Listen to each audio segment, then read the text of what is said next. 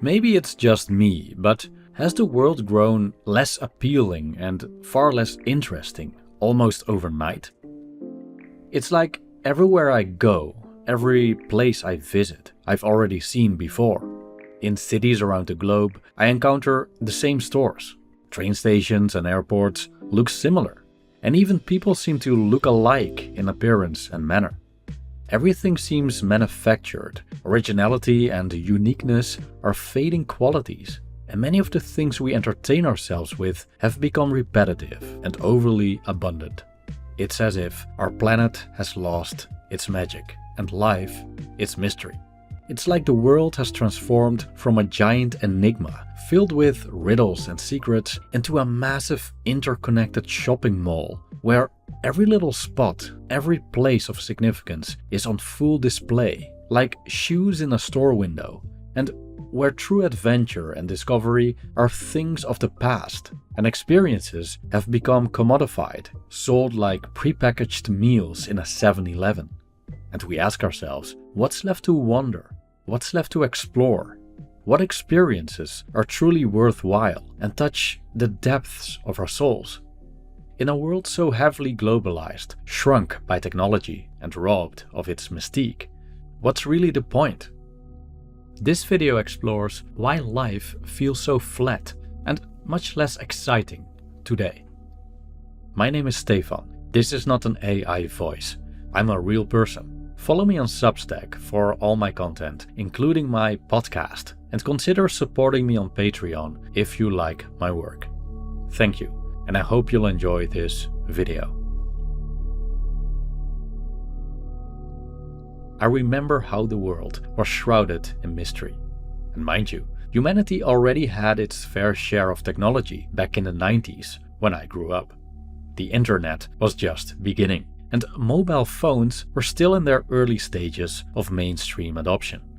As a child, I remember being awestruck by the vastness of everything around me. The universe, the Milky Way, the planets in our solar system, including our own.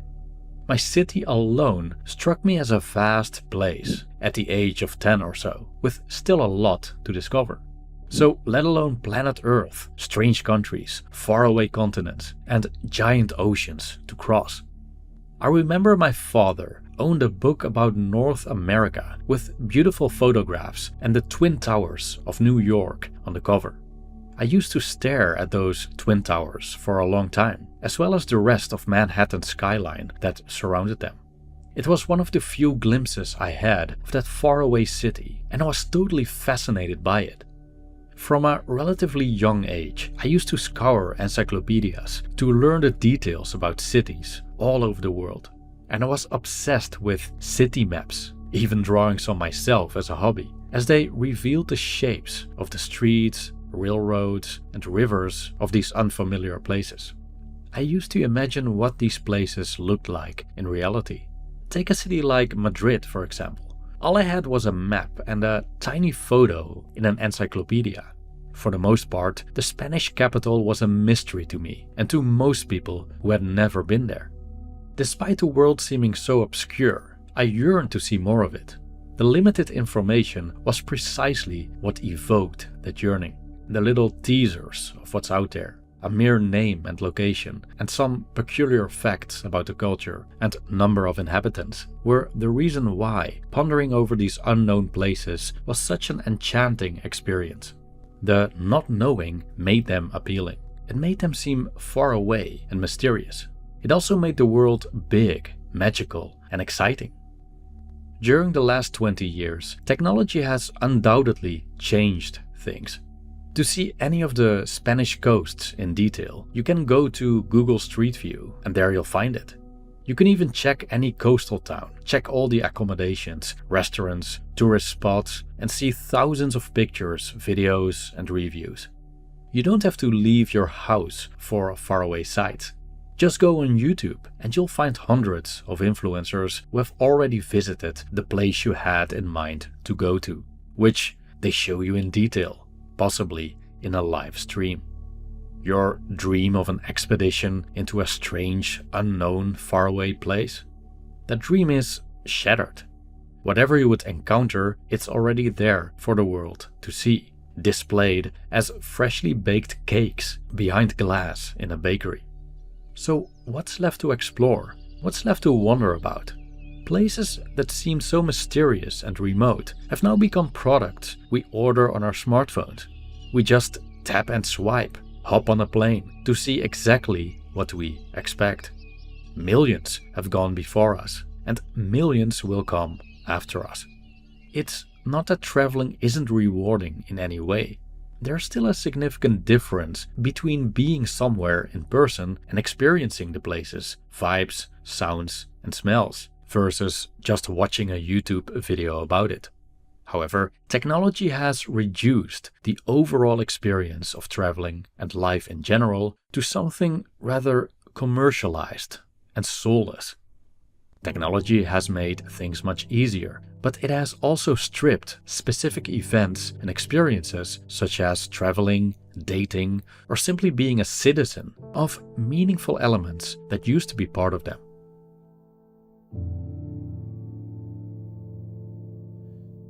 The Norwegian pessimistic philosopher Peter Zapffe, born just before the 20th century, already observed the devastating effects of technology on people's experience of life.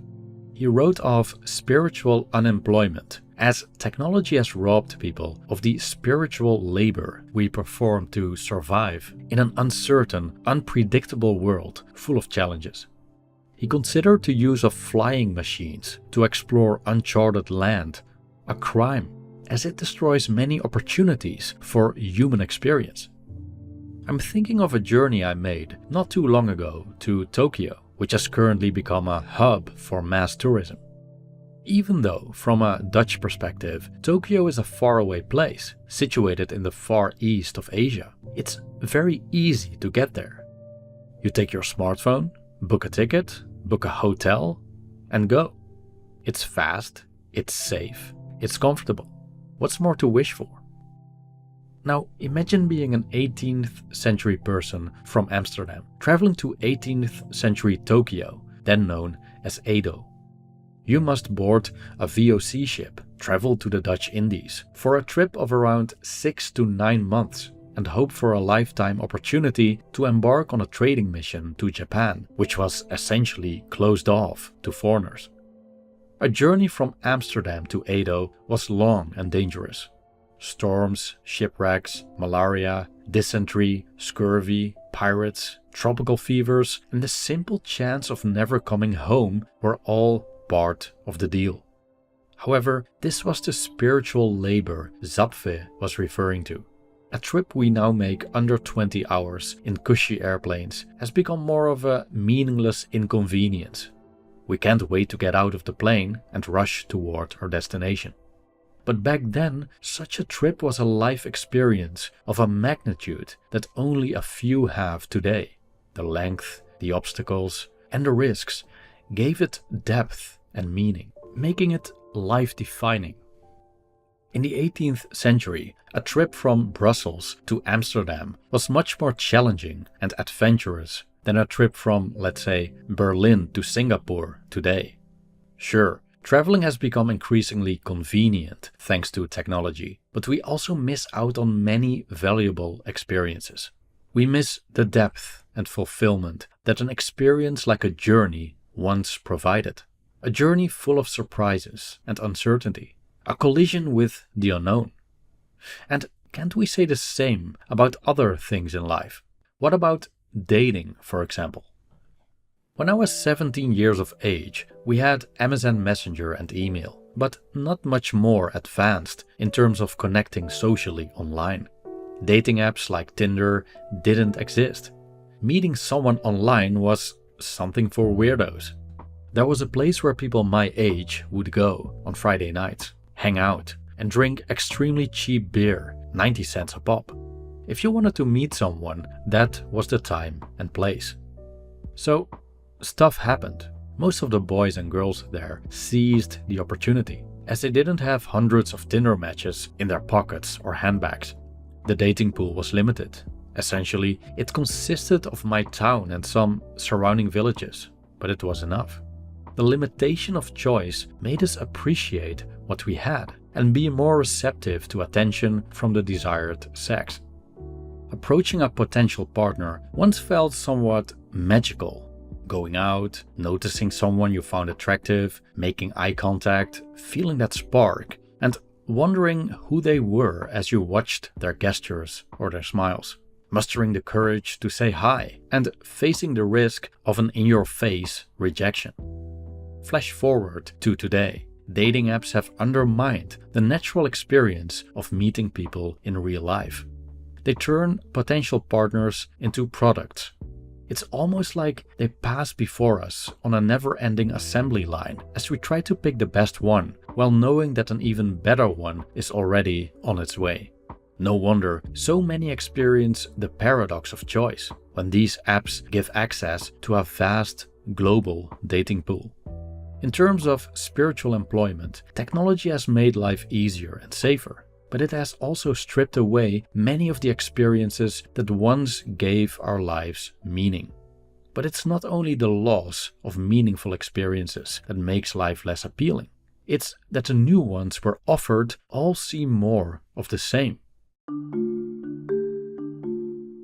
Have you noticed that every city you visit now feels similar? Walking through a shopping street in Tokyo, it kind of dawned on me. Even though Tokyo is on the other side of the world, I see the same brands I see in my own country, the Netherlands. There is Zara, H&M, McDonald's, Burger King, Starbucks, Apple, Nike, as if they've colonized the country, just like they've colonized mine. And thus, people all over the world often walk around in the same clothes, with the identical cups of coffee and the same greasy hamburgers as they do here, which used to be quite different. I can still remember the city of Paris before the hyper-globalization of today, when it felt just a bit more Paris, dominated by small French stores, bistros, and local bakeries. And how we would go on vacation to Spain and exchange our guilders for pesetas, the local currency back then, which was a hassle, but at the same time really gave the feel of being in a different country and society compared to today, where the euro has replaced guilders and pesetas. Globalization came with standardization. Instead of embracing diversity, whether in cultures, currencies, fashion, food, or architecture, humanity tends to move toward more of the same. We prefer uniformity, efficiency, and familiarity over variety. Sure, today's world works a lot smoother because all of this, as everything is more predictable and less strange and easier to understand. But doesn't it also make traveling to another country less appealing? Because everything looks so familiar, as if you're part of a global monoculture. South Korean philosopher Byung-Chul Han refers to this phenomenon of standardization as the terror of the same, in which society violently destroys the other and thereby also destroys itself. We can also observe the sameness in today's algorithms, which feed us consumers more of the same, stuff that matches our interests. We want the same types of series, the same kinds of products, and the same kinds of people on dating apps, as well as political content that we agree with, created by people who think like we do, and thus we inadvertently indoctrinate ourselves. Han states, "One travels everywhere, yet does not experience anything. One catches sight of everything, yet reaches no insight. One accumulates information and data, yet does not attain knowledge. One lusts after adventures and stimulation, but always remains the same. One accumulates online friends and followers, yet never encounters another person. Social media constitutes an absolute zero grade of the social." End quote. Because of the increasing sameness, and because we're inclined to avoid the unfamiliar, and instead look for what we already know, or people that resemble ourselves, our lives become more and more narrow. Our experiences shrink. No wonder everything starts to feel flat and gray, No wonder we grow more averse to strangeness. Instead of truly encountering the world, we merely consume the same existential fast food as everyone else. Thank you for watching.